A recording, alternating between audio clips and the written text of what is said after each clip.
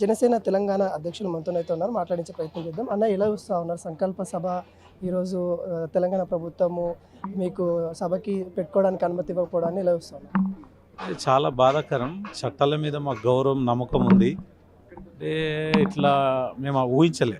ఎందుకంటే రాబోయే రోజుల్లో కూడా వివిధ పార్టీలకు కూడా మీరు పర్మిషన్ ఇచ్చినప్పుడు మేము కూడా చూస్తుంటాం. ఎందుకంటే సమాజంలో మార్పు దశలో మేము ముందుకెళ్తుంటే ఈ రకమైన పరిణామాలు, సో చట్టాన్ని ఎవరైనా గౌరవించాలి కాబట్టి మేము కూడా గౌరవిస్తాం, స్వాగతిస్తాం. రాబోయే రోజుల్లో చూద్దాం. ఓకేనా? మొన్నదాకా అధికారంలో కాంగ్రెస్ పార్టీ నేతలందరూ కూడా స్పందిస్తూ ఉన్నారు. మొన్నదాకా ఎవరు స్పందించలేదు.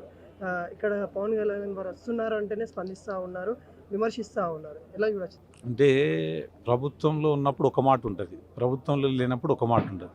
గత పాలకులు కూడా అదే రకంగా మాట్లాడారు, ఇప్పుడు పాలకులు కూడా అదే మాట్లాడుతారు.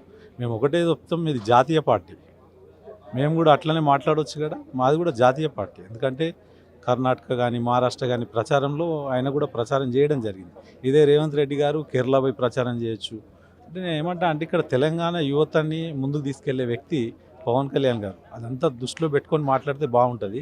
యువత ఈరోజు అంతా జనసేన అధినేత పవన్ కళ్యాణ్ వెంబడి ఉన్నారు కాబట్టి సో దీన్ని ఏదో రకంగా ఆపాలని ప్రయత్నం చేస్తారు, కానీ అది కుదరదని మీ ద్వారా తెలియజేస్తుంది. అంటే తెలంగాణ ప్రజలకు ఏమైనా బుద్ధి చెప్పే అవకాశం లేదంట? ఒక్కసారి ఆలోచించాలి యావత్తు తెలంగాణ ప్రజానీకం. ఎందుకంటే గత 10 ఏళ్ల కింద కూడా సేమ్ నీళ్లు నియమాలు నిధులని ఆ ప్రభుత్వం ఏ రకంగా అయితే మోసం చేసిందో అదే రకంగా ఇప్పుడున్న ప్రభుత్వం కూడా 2 ఏళ్ళే అయింది. చూద్దాం ఇంకేం జరుగుతుంది అనేది.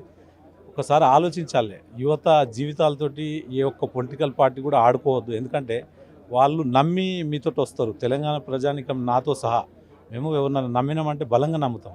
సో అటువంటి అంశాలు కాకుండా చూడాలని నేను మీ ద్వారా తెలియజేస్తాను.